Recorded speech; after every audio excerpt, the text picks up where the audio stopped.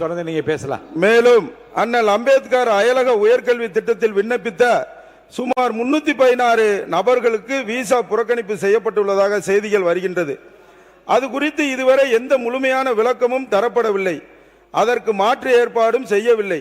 பக்கத்தில் விண்ணப்பிக்கும் மாணவர்கள் எளிய முறையில் தங்களது விண்ணப்பங்களை எந்த நிலையில் உள்ளது என்பதை தெரிந்து கொள்ளவும், அவர்களுக்கு வழங்கக்கூடிய ஊக்கத்தொகை நிர்ணயம் என்ன என்பதை வெளிப்படையான தன்மையோடு இணையதளத்தில் பதிவிட வேண்டும் என்று கேட்டுக்கொள்ளப்படுகிறது.